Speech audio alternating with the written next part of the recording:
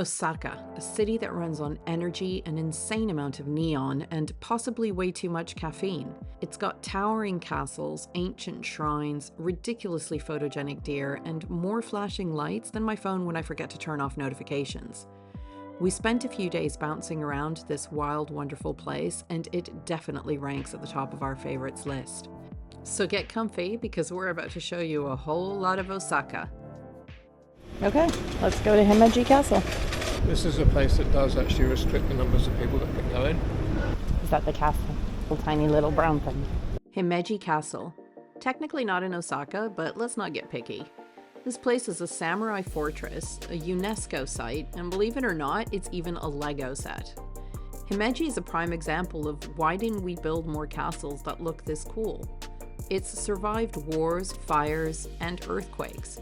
Basically the castle equivalent of, you can't kill me because I'm a badass. The castle grounds are massive, with winding paths, towering gates, and defensive walls designed to confuse enemies. Basically, if you were an invading samurai, you'd be lost before you even reached the main keep. Inside, the castle is a maze of wooden hallways, hidden compartments, and steep staircases that make you wonder how people back then didn't just trip and fall down all the time. Fun fact, Himeji Castle is also known as the White Heron Castle because of its bright white walls and elegant design. And honestly, it does kind of look like it could just flap its wings and fly away.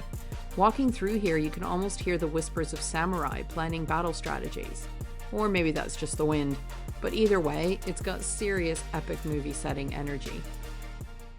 And if you want more beauty after exploring the castle, check out Koko-en, the gardens next door. Koko-en sits on 8.5 acres and was opened in 1992 to commemorate the 100th year anniversary of Himeji becoming a municipality. But this isn't just some random patch of greenery. It's a collection of 9 Edo-period gardens, each with its own theme.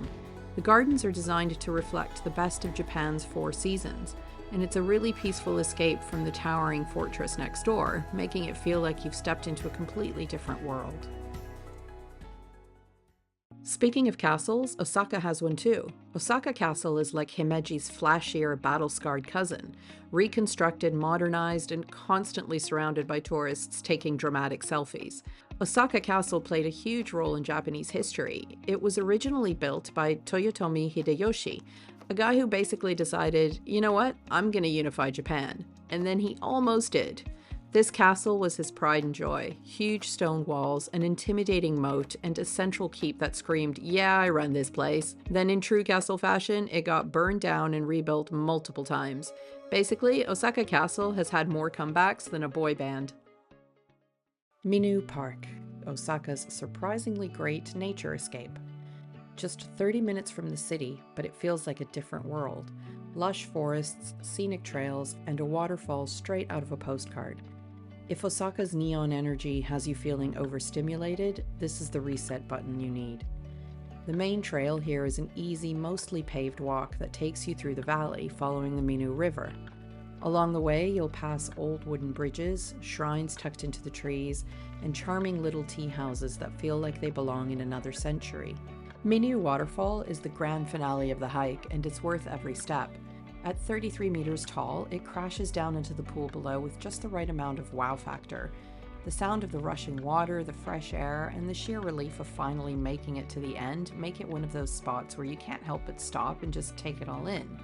Until you realize you now have to walk all the way back down again. If you take the left route back, it is scenically stunning. I mean, it was beautiful on the way up, but this is, I think, something else. Yeah, something else on my knees, all right. You can see once again we're going upwards. I'm sure we had to go upwards to find the waterfall, so it's really weird that we'd be going upwards again on the way back. We're on the staircase to nowhere. Still haven't seen any monkeys. I can hear chestnuts falling off the tree. It's the monkeys, they're throwing them at you. Probably. If it's not food, just let them take it, because then they'll get bored of it and just drop it anyway. And what if they take it up a tree? How am I going to get it? I like the fact that it's just like, if it's not food, what? So if it is food, I'm meant to wrestle the monkey for the one thing it really wants. Don't think they're going to be over friendly and go, oh sorry fella, I didn't mean to try and take your food. Ooh, did you see Good that? shot, monkey. She's gone. She was warning us about a lion, wasn't she? And that's why she's running. Lion Rock, it's called. You can see that it looks like a lion's head. Oh God, it does, yeah. Hence the name Lion Rock. You know what? She wasn't lying. Does anyone recognize what these are? I do, it's a mushroom. Back in Edo-period, they used to have little tradespeople and wares and stuff that used to line the whole river. And obviously that was a couple hundred years ago. And all of that eventually went away and stopped and things happened and people moved on. But because of overwhelming requests and demands by the local population, they reopened all of the little shops in 2010 along the river. We have to talk about Minoo's most unexpected local specialty, momiji tempura. Fried maple leaves. Not us. Yeah. Yep, someone at some point looked at a maple tree and thought, you know what would make this better?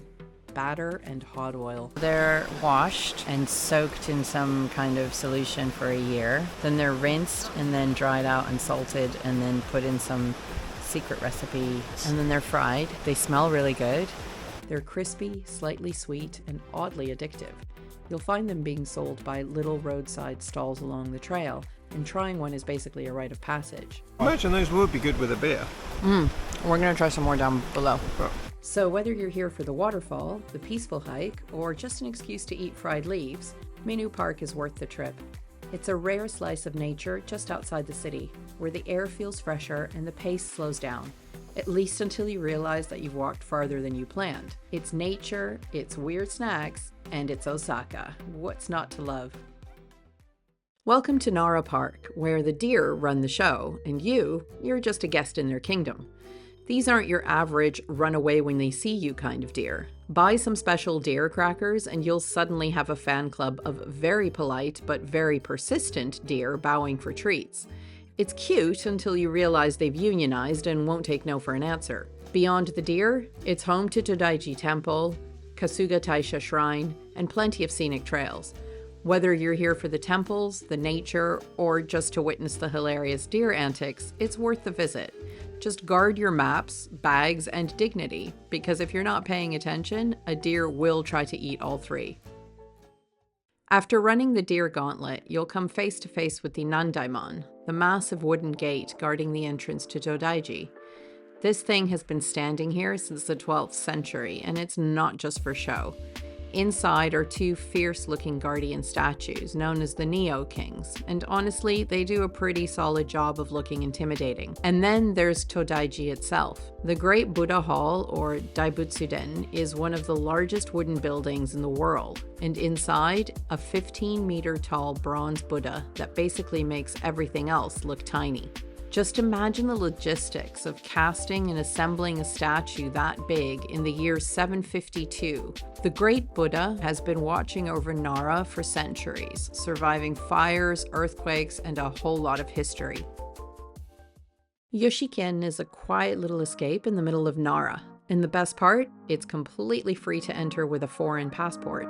That's right, 0 yen, no excuses. It's tucked away near Nara Park, so while the deer are out there demanding snacks from tourists, you can slip away into this hidden oasis and enjoy some actual tranquility. The garden has 3 sections, each with its own vibe.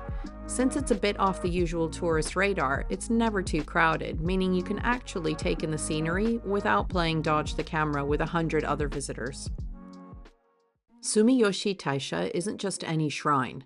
It's one of the oldest in Japan, dating back almost 2,000 years. But before you even get to the shrine, you have to cross this, the Sorihashi Bridge. The reflection in the water makes it a perfect circle. Plus, crossing it is said to cleanse you before you enter the shrine. So if you've made some questionable life choices, consider this a reset button. Once inside, you'll find multiple shrine buildings, each with their own unique layout. Sumiyoshi Taisha is dedicated to seafaring deities, so back in the day, fishermen and sailors came here to pray for safe travels. Now, it's just as popular for people wishing for good luck and protection. Inside the shrine buildings, rows of delicate paper lanterns hang from the eaves, each one inscribed with prayers or the names of those who donated them, adding to the shrine's tranquil and sacred atmosphere.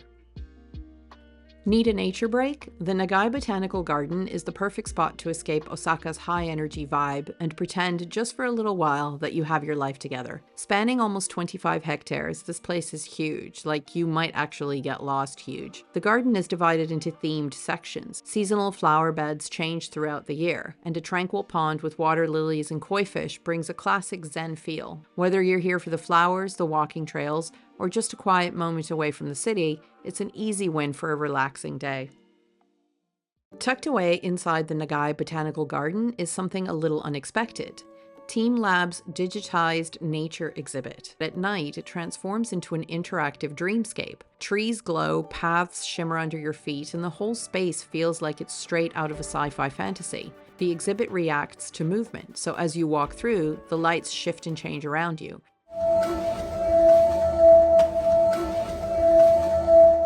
It's like stepping into a living, breathing piece of art. It's a mix of nature and technology that somehow feels completely natural, like the garden itself has come to life after dark. Whether you're here for the plants or the art, this is one spot you don't want to miss. And in case you haven't seen enough green spaces, Daisen Park is a solid choice. It's got everything you want in a relaxing park. Scenic walking trails, a peaceful Japanese garden, and a koi pond where the fish are probably living a less stressful life than you. Baby Carp doo doo doo doo doo doo, baby carp doo doo doo doo doo doo. There's even a traditional tea house if you want to sip matcha and feel fancy for a bit. But what makes this place even cooler is it sits right next to the Mozu Tombs. Massive, ancient, keyhole-shaped burial mounds that are so big you can only really appreciate their shape from above. It's the kind of place that's perfect for unwinding, people watching, or just pretending you're the main character in a peaceful movie montage.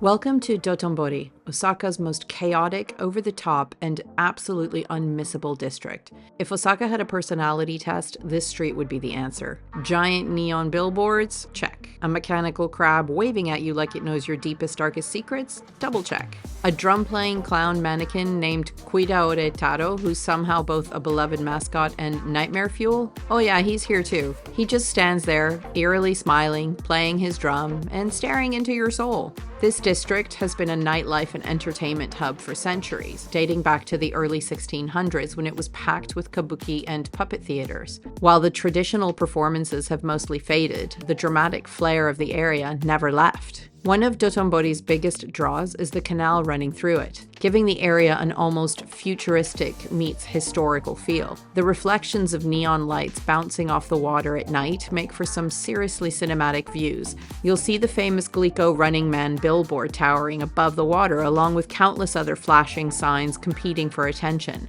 Beyond the madness, Dotonbori is also the best place for people watching. Salarymen stumbling out of bars, influencers taking 500 selfies for the one perfect shot, and tourists wandering around with that "I may never find my way out" expression. If Osaka had a heartbeat, this is where it would be cranked up to max volume. The whole place feels like a neon fever dream, and honestly, that's what makes it so great. It's all part of the charm. Osaka had it all: castles, shrines, neon lights, and even a few deer for good measure. Would we do it again? 100%. Preferably with teleportation powers to skip all the walking. Now we want to hear from you. What's your must-see spot in Osaka? Or what's now on your list? Leave a comment, hit like if this brought a smile, and if you want more of this, you know where the subscribe button is. Until next time, stay curious.